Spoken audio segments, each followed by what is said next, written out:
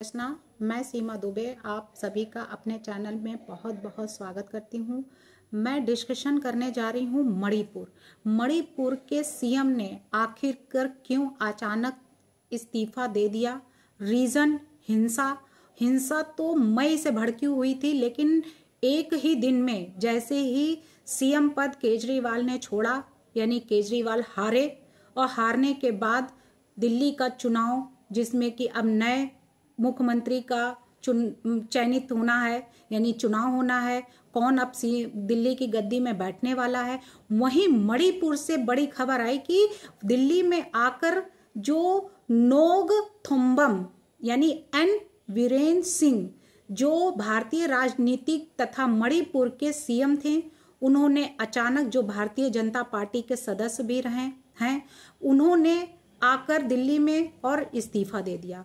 गृह मंत्री अमित शाह, जेपी नड्डा के बीच उनका इस्तीफा दिया गया, उनके घर पे आकर मिले। वहीं पे 2017 में वो भाजपा में शामिल हुए थे, सीएम बने थे, और 2016 में उन्होंने जब कांग्रेस समिति की पार्टी छोड़ी थी, और छोड़ने के बाद उसके बाद वो 2016 में भाजपा में शामिल हो गए थे।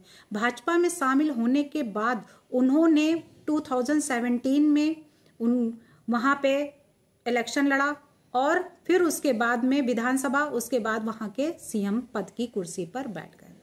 तो आखिरकार नोग थोम्बाम यानी एन वीरेंद्र सिंह क्यों इस्तीफा दिया, और इस दंगे हिंसा का कारण क्या रहा है, क्यों इतना हिंसा वहां पे भड़का हुआ है, उसको क्यों नहीं कंट्रोल कर पाए वीएन सिंह। तो मणिपुर में जो हिंसा की शुरुआत हुई थी वो 3 मई को हुई थी। 3 मई को उस समय हुई जब all tribal student union Manipur ATCUM ने आदिवासी एकता मार्च निकाल रहे थे। इस रैली में आदिवासी और गैर आदिवासी समुदाय के बीच एकदम से झड़प हो गई। एक दूसरे के समुदाय जो थे एक दूसरे पर टूट पड़े। टूटने के बाद उनके बीच जब लड़ाई तानातानी शुरू हुई, तो उसमें हिंसा में वो तब्दील हो गई। वो लड़ाई जो थी वो धीरे धीरे बढ़ती बढ़ती हिंसा बन गई। हिंसा बनने के बाद जब ये रैली मैतई समुदाय की ओर से और जनजाति का दर्जा जिसको दिया जाने की मांग का विरोध चल रहा था, उसी पर निकाली गई थी ये रैली। तो इन सबको देखते हुए वहां पे जो कुकी समुदाय था और मैतई समुदाय था, इन दोनों के बीच में ये जो भड़की हिंसा, उस हिंसा में कहा जा रहा है कि इनका जो है इनकी लापरवाही थी, ऐसा हुआ, उन्होंने क्यों नहीं इसमें कंट्रोल, इतने दिनों से वहां की जो हिंसा भड़की हुई है उस पर क्यों नहीं इन्होंने ऐसा काम किया। तो ऐ सब, बल्कि अभी सोशल मीडिया में कुछ 2 महिलाओं का भी नग्न अवस्था में वीडियो दिखाया गया, उनके साथ में भी ऐसा हुआ। तो ये सारी चीजें वहां पे जो हो रही हैं, ये ऐसी घटनाएं वहां पे घटित हो रही हैं, तो उसके पीछे जो है, तो क्या वही इन सबके जो कारण है वहां की हिंसा है, इस वजह से वीएन सिंह ने इस्तीफा दिया है, या फिर किसी की साजिश रही है कि कांग्रेस ही इसमें अपना हाथ कुछ साफ करना चाहती है। कांग्रेस की जीत क्या वहां पे हो गई है क्या मणिपुर में? क्या कांग्रेस ने ही कोई ऐसी साजिश रची है कि अब ये हमारी पार्टी में थे, अब इनको जो है जो बीजेपी में शामिल हो गए, तो इनके साथ में ऐसी घटना होगी तो ऑटोमेटिक ये इस्तीफा दे देंगे। जो खेल यहाँ केजरीवाल के साथ खेला गया, जो खेल यहाँ पे हुआ है, केजरीवाल खेल रहे थे कि वैसा ही खेल कांग्रेस अब बीजेपी के साथ मणिपुर में खेलना चाहती है, या फिर कुछ और उनके दिमाग में चल रहा है कि मणिपुर की जनता को इस तरीके से लड़वा कर भिड़ा कर उनके साथ में ऐसा अत्याचार होगा तो ऑटोमेटिक वहां की सरकार गिर जाएगी। तो ये कांग्रेस की क्या जीत हुई है वहां पे मणिपुर में? क्या कांग्रेस की ही साजिश है? क्या कांग्रेस ही ये सारी कॉन्स्पिरेसी वहां पे रच रही है? क्या कांग्रेस ही उसमें पूरा जो वहां के लोगों को है वो अवेट कर रही, वहां की जो सरकार और भी उनके जो वहां पे हैं उनके साथ में मिल चुकी है? क्या वाकई में बीएन सिंह के साथ में कोई खेल हुआ है, या फिर बीएन सिंह वहां पे अपना कोई भी ऐसा ब्लेम ना लगे उनके ऊपर, आगे कोई ऐसी हिंसा ज़्यादा हो जाए उसके लिए वो जिम्मेदार हो, इस वजह से उन्होंने इस्तीफा दे दिया है। तो इन सब के पीछे आखिरकार किसकी साजिश वहां पे चल रही है मणिपुर में? मणिपुर की हिंसा थमने का नाम क्यों नहीं ले रही है? क्या है इसके? वहीं पे ये भी कहा जा रहा है कि जो मैतेई समुदाय के लोग हैं और कुकी समुदाय के लोग हैं, उनके बीच में जो ये झड़प हुई है, मणिपुर हिंसा की आग में जल रहा है। आज भी मणिपुर में दो यानी कि महिलाएं यानी कि दोनों समुदाय जो भिड़े हुए हैं, उसमें ये आग दिखाई दे रही है कि वहाँ की मणिपुर की जो सिचुएशन है वो ठीक नहीं है। वहीं अभी बीते दिनों में कुकी समुदाय की दो महिलाओं को मैतेई समुदाय के पुरुषों ने नग्न अवस्था में परेड कराई, जिसके बाद पूरे देश में गुस्सा देखा जा रहा था और सोशल मीडिया पर लोगों ने कई तरह की प्रतिक्रियाएं भी अपनी जाहिर की कि आखिरकार ऐसा क्यों हो रहा है, क्यों किया जा रहा है। तो मणिपुर में जो भारत के पूर्वोत्तर के में स्थित राज्य हैं, भारत के पूर्वोत्तर के राज्यों को 7 सिस्टर और 7 बहनें भी कहा जाता है। वहीं मणिपुर की सीमा म्यांमार से लगी हुई है और वहां पे 33 लोग रहते हैं। मानी अनुमान है कि वहां पे कम से कम 33 लाख लोग रहते हैं और आधे से अधिक मैतेई समुदाय के लोग वहां निवास करते हैं। वहीं पे कम से कम लगभग कहा जाता है कि 43% जो है वो कुकी और नागा समुदाय के लोग निवास करते हैं। वहीं जो अल्पसंख्यक जनजातियां मानी जाती हैं मैतेई को, तो मणिपुर में जो आग भड़की हुई है, जो ये हिंसा भड़की हुई है, इसमें जो 2 समुदाय हैं मणिपुर में, तो उसमें जो समुदाय अल्पसंख्यक मैतेई को बताया जा रहा है, वहीं पे अल्प बहुसंख्यक मैतेई को बताया जा रहा है। वहीं अल्पसंख्यक समुदाय में कुकी समुदाय आता है, जिसके साथ में ऐसी घटनाएं हो रही हैं तो हिंसक झड़प देखने को मिली हैं। वहीं कम से कम 130 लोग कह रहे हैं मणिपुर में इस हिंसा में मारे गए हैं।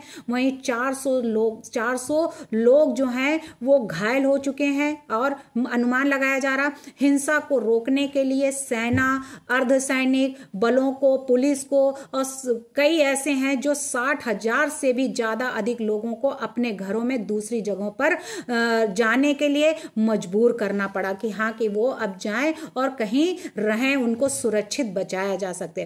तो दोनों समुदायों की कई जगहों पर तोड़फोड़ की गई है। पुलिस थानों में भी हथियार लूटे गए हैं बताया जा रहा। हिंसक झड़प के दौरान सैकड़ों जो चर्च और 1 दर्जन से अधिक मंदिर जो थे वो भी तोड़ दिए गए हैं। वहां पे कई गांव को आग लगा दी गई। तो क्या मणिपुर की जो घटना है, तो मणिपुर की घटना बिल्कुल बांग्लादेश जैसी सिचुएशन बन गई है क्या मणिपुर में? मणिपुर में बांग्लादेशी जो आक्रमण जिस तरीके से वहां हुए, बांग्लादेश में जैसे वहां की सिचुएशन, वहां की शेख हसीना को वहां से भगा दिया गया, वहां के प्रधानमंत्री की सरकार जो है गिरा दी गई, वो बेचारी आकर यहाँ पे शरण लिया आके भारत में। तो क्या मणिपुर में भी ऐसी ही सिचुएशन वहां के लोग बनाना चाहते हैं? क्या वहां के लोगों का ये जो दोनों हिंसा जो भड़की हुई है दोनों बीच मैतेई और कुकी के बीच में, तो क्या ये सिर्फ एक आश्रय यानी कि एक वैसा कि इसको मोहरा बनाकर और बांग्लादेश जैसी सिचुएशन यहां मणिपुर में भी कर दी जाए? मणिपुर में भी आग लगाई गई, महिलाओं के साथ में अत्याचार किया जा रहा है, यौन उत्पीड़न किया जा रहा है, उनको नग्न अवस्था में घुमाया जा रहा है। तो ये सब बांग्लादेशी जैसी हालात क्यों बनाए जा रहे हैं मणिपुर में? तो मणिपुर की भी सरकार गिराने में आखिरकार कामयाब हो ही गया विरोधी। तो विरोधी आखिरकार क्या चाहता है कि वहां पे बीजेपी सरकार बैठी थी, तो वहां पे उनको गिराने के बाद अब वहां की सिचुएशन कैसी बनेगी? कहीं ऐसा ना हो कि बांग्लादेश ही बना दिया जाए उसको भी, जिस तरीके से शेख हसीना को वहां से निकाल दिया गया, शेख हसीना को वहां से भागना पड़ा, ऐसी सिचुएशन बना दी गई थी कि वहां पे जो कि वो भारत का साथ देती थी, इसलिए उनकी भी सरकार गिराकर उनको शरण लेना पड़ा भारत में। वैसे ही मणिपुर के जो वीरेंद्र सिंह थे उनको भी इस तरीके से सिचुएशन बनाकर और उनको भी इस्तीफा देना पड़ गया। तो क्या अब मणिपुर में इस हिंसा को रोकना क्या कठिन हो गया है? क्या वाकई में 3 मई को जो ये हिंसा भड़की थी, ये शुरुआती जो हुई थी, अब ये मणिपुर में 3 मई को मैतेई और जो बहुल में आता है वहीं पे जनजाति जो है हिंसा की शुरुआत हुई थी। उसी हिंसा की शुरुआत में अब ये क्या मैसेज देना चाह रहे हैं, मैतेई समाज की मांग है कि इसको कुकी की तरह राज्य में शेड्यूल्ड ट्राइब यानी एसटी का दर्जा दिया जाए। यानी मणिपुर को मैतेई समाज की मांग कर रहे हैं मैतेई वाले, वो ये कह रहे हैं कि उसको कुकी की तरह राज्य में शेड्यूल यानी कि ट्राइब एसटी का दर्जा दिया जाए ताकि उनको भी इसका लाभ मिल सके। तो क्या वाकई मणिपुर में जो तनाव तब और बढ़ गया है और उस समुदाय को मैतेई समुदाय की अधिकारिता यानी कि जनजातियां दर्जा दिए जाने की मांग जो कर रही हैं कि उनको भी एसटी का दर्जा दिया जाए, तो कुकियों ने तर्क जो दिया है कि सरकार और समाज इनका प्रभाव अधिक मजबूत होगा इससे, तो क्या वाकई में उनको इसका दर्जा मिलेगा? क्या वाकई में उनके साथ में इंसाफ होगा? तो मैतेई के नेतृत्व वाली सरकार जो ये छेड़ा है तो इन सब नशीली दवाओं के खिलाफ युद्ध उनके और समुदाय को उखाड़ने का जो बहाना है ये सब ये कर रहे हैं जो, तो ये उनके लिए क्या अपने पैरों पे कुल्हाड़ी मारना है या अपने हक के लिए ये लड़ाई लड़ रहे हैं? तो इनको किस तरीके से इंसाफ अब कौन दिलाएगा, कौन ऐसा करेगा? तो ये अब बढ़ा रहे हैं जो इस हिंसा को, तो हिंसा को रोकने के लिए अब कौन आगे बढ़ेगा? क्योंकि अब वहां के जो सीएम थे वीरेंद्र सिंह, उन्होंने इस्तीफा तो दे ही दिया है, अब वहां की हिंसा को कौन रोक पाएगा? ये भी आरोप लगाया गया है कि वीरेंद्र अपने मंत्रियों की, विधायकों की सुरक्षा तक नहीं कर पाए और इस्तीफे से पहले और पिछले 1 हफ्ते से मणिपुर की जो राजनीति गतिविधियां तेज थी वो बढ़ती ही जा रही थी। तो जो इस्तीफा जब तक दे नहीं दिया गया, संबित पात्रा साथ में ही रहे और इस्तीफे के बाद तब वो साथ में ही निकले। तो ये भी कहा जा रहा है कि जो एनडीए में सहयोगी पार्टी एनपीपी पीछे हट गई थी और पार्टी के जो अंदरूनी नेता वीरेंद्र सिंह ने सख्त खिलाफ थे और पार्टी के अंदर और बाहर से दबाव के कारण उन्हें इस्तीफा देना पड़ा। इस्तीफे के लिए दोनों पक्षों से उन पर दबाव थे, ये भी कहा जा रहा। तो वाकई में ऐसी सिचुएशन उनके लिए क्या बनाई गई है या फिर उन्होंने कोई ऐसी साजिश उनको पता लग गई है, इस वजह से उन्होंने इस्तीफा दे दिया? तो आखिरकार किसने उनके ऊपर ऐसा दबाव बनाया कि उनको इस्तीफा देना मजबूरी पड़ गई? तो अब इसके लिए वीरेंद्र सिंह हिंसा नहीं रोक पाए इस वजह से, या फिर पीछे से कोई पार्टी ऐसी जो उनको दबाव बना रही थी, या फिर उनके ही मन में कुछ और था, या फिर किसी विरोधियों के द्वारा कोई साजिश रची गई है? तो इन सब के पीछे क्या है, तो ये अभी पता चलेगा कि आखिरकार वीरेंद्र सिंह ने क्यों इस्तीफा दिया, उनका इस्तीफा देने का क्या कारण था और क्यों वो दिल्ली आए और दिल्ली में आकर इस्तीफा देना पड़ा। भारत माता की जय, वंदे मातरम, जय श्री राम।